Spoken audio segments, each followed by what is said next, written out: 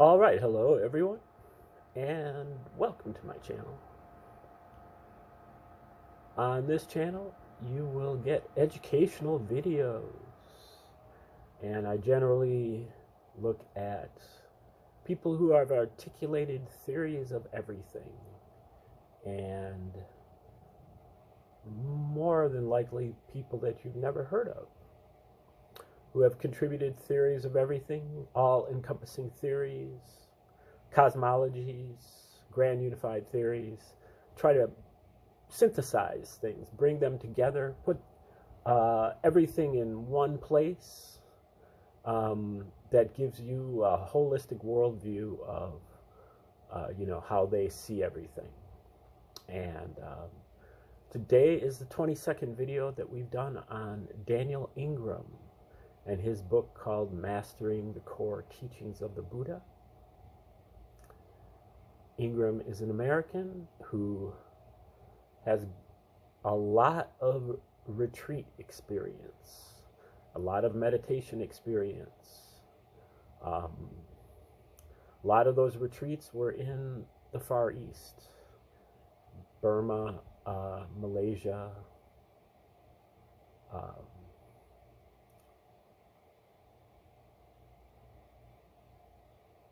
Thailand, and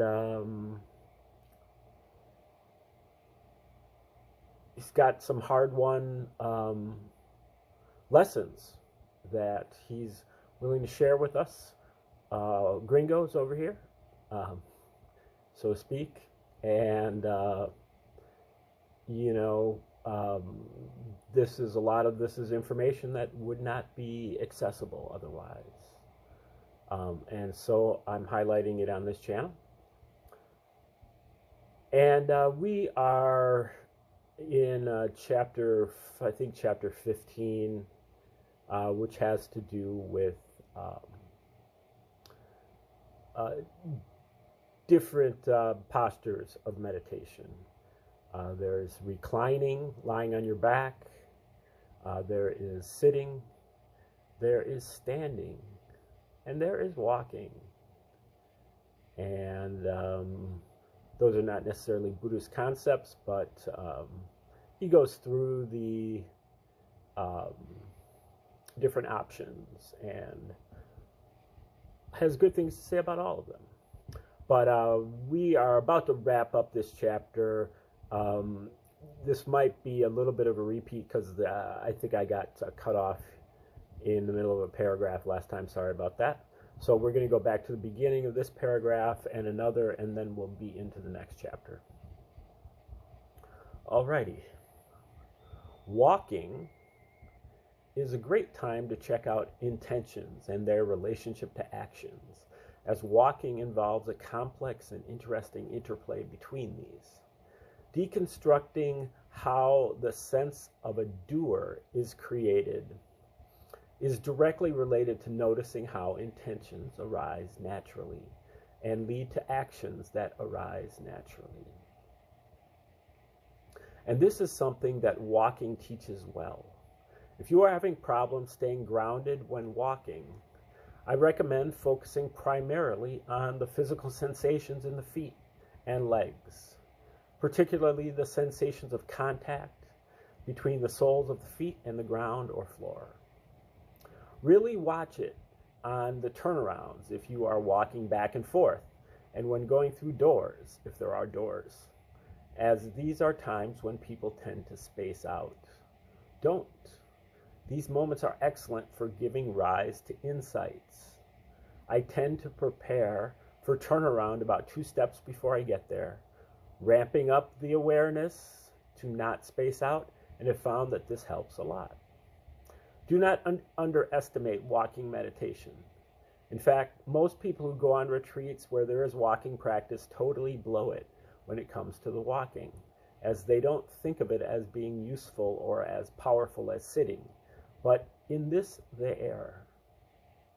Walking has so many obvious, clear, strong, complicated, full, rich sensations occurring that it would seem hard to really screw it up. Yet, as the strength of people's effort at moment-to-moment concentration and investigation can paradoxically fall off in a comparison to sitting. This break in the continuity of mindfulness can cause people to regress in their practice and throw away many easy opportunities for insight. Of all the insights I ever had in my whole practice to date, the very most important one happened while walking. Take walking meditation seriously, and you will maintain and increase your hard-earned momentum from sitting.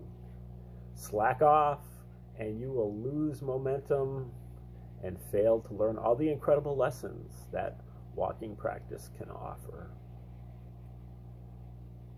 Okay, now we're moving to chapter 16, which is called Resolve. That brings me to the topic of resolve. I strongly recommend developing the freedom to choose what happens in your life, which comes from discipline. While people often think of discipline as being contrary to freedom, I equate the two in many ways. Discipline and resolve allow us to make choices about what we do and allow us to stay strong in the face of difficulties. Thus, I recommend that when you set aside a period for a specific training, you resolve that for that period you will work on the specific training you have set out to work on, and that you will work on it wholeheartedly. Without discipline, without formal resolve, you may easily find yourself in something resembling the following scenario. You sit down on the cushion with the vague intention to do some insight practice and begin trying to investigate, but soon you find yourself thinking about how you really should be paying your bills. Then your knee begins to hurt, so you tune into the low-level jhanic bliss that you have managed to cultivate the ability to access. And then you feel sensations of hunger in your belly, so you get up and fix yourself a sandwich. You then think to yourself, hey, what am I doing here eating this sandwich? Wasn't I doing insight practice? You are not free. You are floundering. Without discipline, without resolve, you are unlikely to get past some of the difficult hurdles that stand between you and success in any of these trainings. I have found it extremely valuable, particularly when sitting down to do formal meditation, to state to myself at the beginning of the session exactly what I am doing, what I hope to attain by it, and why attaining that is a good idea. I do this formally and clearly, either aloud or silently to myself. Having done practice with and without such resolutions, I have come to the definite conclusion that they can make a huge difference in my practice. One of my favorite resolutions goes something like this. I resolve that for this hour, I will consistently investigate the sensations that make up reality to attain to liberating insights for the benefit of myself and all beings. Resolutions like this add a great deal of intentionality to practice. They galvanize energy and seem to work at some more subliminal or subconscious level to help keep us on track. I've also found that I can use resolutions in my daily life to good effect. For instance, when I was studying for a medical school exam, I would resolve, for this hour, I will study this hematology syllabus so that I may increase my knowledge and skill as an aspiring doctor and thus be less likely to kill patients and more likely to help them live. At times, resolutions might seem overly formal or perhaps even goofy, and they sometimes seem this way to me, but I have come to appreciate them anyway. If I make resolutions that do not ring true, I can feel it when I say them, and this helps me understand my own path and heart. If I am lost and wondering why I am doing what I am doing, resolutions help me to consciously reconnect with what is important in life. They also seem to activate deeper parts of our brains that can help our practice in ways that are hard to explain or quantify. I suggest that you try making resolutions in your own life, at least so that you can see if they are useful for you. I'm a big fan of formal resolutions, but you should do the experiment yourself and experience directly what a difference they can make. I would like to thank Joseph Goldstein for his soft-spoken instruction to dedicate my practice to the welfare and awakening of all beings, as something in the way he said it landed nicely. I think it has made a significant difference. All right, now we are moving to part 2 of this book, which is called Light and Shadows. And within part 2, we find chapter 17, Introduction to parts 2 through 5. While there is much light and wisdom to be found in the various Buddhist traditions, there are a lot of shadow sides to Buddhism and meditative traditions in general, some of which will be discussed here. Some chapters in parts 2 through 5 have a distinctly cutting tone. This is intentional, though no harm is meant by it. Perhaps a more cutting tone will help to illuminate points that tend to be unmentioned or poorly addressed. Perhaps it will also serve to spark skillful debate and inquiry, rather than causing needless defensiveness and contraction into fear and dogma. However, I should warn you now, some of the next 3 chapters have quite a bite to them. There is no information in these chapters that is essential to any of the basic practices, though I do think that plenty of it is useful. If you are not in the mood for some heavy and scathing social commentary on contemporary Buddhism, please skip to the chapter A Clear Goal now. The practical reason for including part 2 at all is that what often happens between trying to apply the basics of technical meditation discussed in part 1 and successful entry into real meditation territory discussed in parts 3 through 6 is that we run into the mainstream culture of contemporary meditation scenes and the communities that develop around them. We need support, friends who are into what we are into, good teachers, and places to practice. We wish to be in the company of fellow adventurers rather than be lone wanderers in strange lands. The Buddhist term for this is that we want Sangha, S-A-N-G-H-A, a community of like-minded people. Unfortunately, much of what we find is not particularly conducive to healthy adventure and deep exploration at all.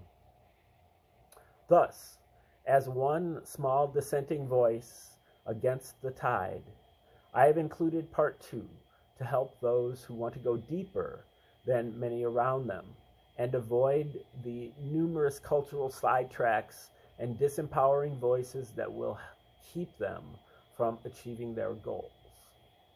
It is as much a laundry list of my pet peeves as it is anything else. But I am happy to own my neuroses, in part by openly disclosing them to you.